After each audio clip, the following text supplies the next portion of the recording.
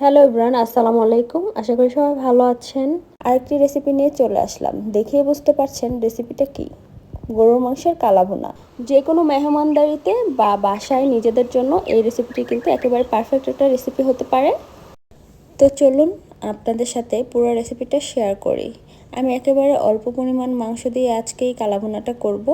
এখানে আমি প্রায় 1.5 কেজি পরিমাণ মাংস নিয়েছি। 1.5 কেজির একটু কম হবে। তো এখানে কিন্তু আমি ছোট সাইজ না, একেবারে বড় সাইজও না, মিডিয়াম সাইজ করে মাংসগুলোকে কেটে নিয়েছি। এবং এখানে আমি চেষ্টা করেছি মাংসটাকে ভালো করে ধুয়ে পানিটা যাতে না থাকে ঝরিয়ে নেওয়ার চেষ্টা করেছি। আপনারাও পানিটাকে একেবারে ঝরিয়ে নেওয়ার চেষ্টা করবেন। চলুন তাহলে মূল রান্নায় চলে যাই। প্রথমে দিয়ে দিচ্ছি 2 টেবিল চামচ পরিমাণ আদা রসুন বাটা, দিয়ে দিচ্ছি হলুদ এবং মরিচের গুঁড়া 2 টেবিল চামচ। তারপরে দিয়ে দিব এখানে ধনিয়ার গুঁড়ো 1 টেবিল চামচ পরিমাণ, দিয়ে দিব জিরার গুঁড়ো 1 টেবিল চামচ পরিমাণ, দিয়ে দিচ্ছি 1 চামচ পরিমাণ এখানে গরম মশলা, যেটা আমি বাসায় বানিয়েছিলাম। সব মশলা দেওয়া শেষ। এখন দিব এখানে পেঁয়াজ বেরেস্তা। এখানে আমি 1 কাপ বা 1 বাটি পরিমাণ, আপনারা পরিমাণ মতো পেঁয়াজ বেরেস্তা দিয়ে দিতে পারেন। তারপরে এখন আমি এখানে কাঁচা পেঁয়াজ দিয়ে দিব 1 কাপ পরিমাণ, দিয়ে দিব এখানে 2 টেবিল চামচ পরিমাণ সয়া সস। আপনারা কিন্তু এখানে প্রাণের সয়া সসটা ব্যবহার করতে পারেন। এখন আমি দিয়ে দিচ্ছি এখানে সরিষার তেল। এখানে আমি 1/2 কাপ পরিমাণ সরিষার তেল দিয়ে দিচ্ছি। অবশ্যই এখানে সরিষার তেলটাই ব্যবহার করতে হবে। আর এখন দিব এখানে আমি কিছু গোটা গরম মশলা, যেহেতু আমি গুঁড়া গরম মশলা দিয়েছি তারপরে কিছু গোটা গরম মশলা দিলাম, দিয়ে দিলাম পরিমাণ মতো লবণ। তো এখন সব মশলাগুলো হাত দিয়ে ভালো মতো মাংসের সাথে মাখিয়ে নিতে হবে। এবং এটা কিন্তু হাত দিয়েই করতে হবে। আপনি হাত দিয়ে করলে ভালো মতন কিন্তু মশলাগুলো প্রতিটা মাংসের মধ্যে মাখিয়ে নেওয়া যাবে। চামচের সাহায্যে কিন্তু এটা কোনোভাবে সম্ভব হবে না। এমনভাবে মাখাতে হবে যাতে প্রতিটা মাংসের মধ্যে মশলাগুলো ভালো মতো ঢুকে। এবং এই মাংসটা মাখানোর পরে আমি রেখে দিব ম্যারিনেশনের জন্য প্রায় 1 ঘন্টার মতো। তো আপনারা চাইলে আরও বেশি সময় কিন্তু ম্যারিনেশনে রাখতে পারেন মাংসটা। যত বেশি ম্যারিনেশন হবে তত বেশি কিন্তু এটা মজা হবে খেতে। 1 ঘন্টা হয়ে গিয়েছে। এখন আমি মাংসের মধ্যে অল্প পরিমাণ পানি দিয়ে ঢাকনা দিয়ে ঢেকে রান্নায় বসিয়ে দেব। একেবারে অল্প পরিমাণ পানি দিয়ে এখন আমি ঢাকনা দিয়ে মাংসটাকে ঢেকে দিব।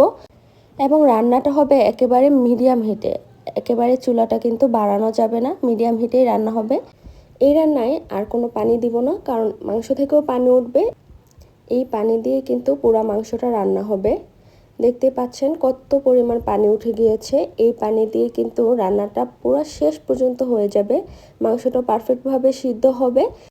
মাঝখানে মাঝখানে একটু নেড়ে চেড়ে দিচ্ছি আমি, এবং আবার ঢাকনা দিয়ে ঢেকে দিচ্ছিলাম।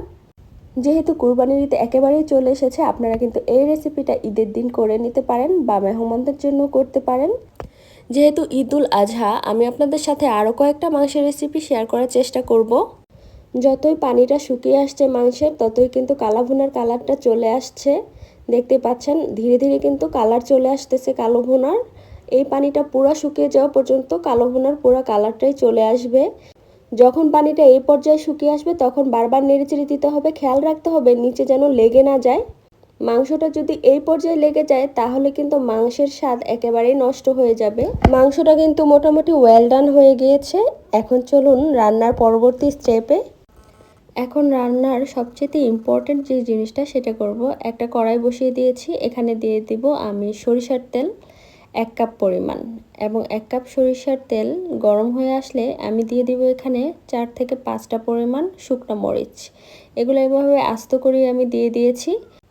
আপনারা খেয়াল করেছেন আমি রান্নার সময় সরিষার তেলের পরিমাণটা একেবারেই কম ইউজ করেছিলাম, কিন্তু এখন আমি একটু বেশি পরিমাণ দিয়েছি। এবং এখন দিয়ে দিচ্ছি আমি একটা রসুন কুচি। যেহেতু আমি পেঁয়াজ কুচিটা দিয়ে দিয়েছিলাম মাংস মাখানোর সময়, এখানে আর পেঁয়াজ দিচ্ছি না। যদি ওইখানে না দেই তাহলে অবশ্যই এখানে দিতে হবে পেঁয়াজটা। এবং রসুন আর মরিচটা এরকম ভাজা ভাজা হয়ে গেলে আমি মাংসতে দিয়ে দিলাম। এবং এখন রান্না করব আরও কিছুক্ষণ সময়, একেবারে অল্প আঁচে নেড়ে চেড়ে আরও কিছুক্ষণ রান্না করব। কালারটা পুরোপুরি কালা ভুনার কালার চলে আসা না পর্যন্ত। কিন্তু এখনই কিন্তু মোটামুটি কালারটা চলে এসেছে। আর কিছুক্ষণ রান্নার পর একদম পারফেক্ট কালা ভুনার কালার চলে আসবে। একেবারে রান্নার শেষ মুহূর্তে আমি এখানে একটু জিরা গুঁড়ো দিয়ে দিচ্ছি। এবং আমার রান্না কিন্তু কমপ্লিট।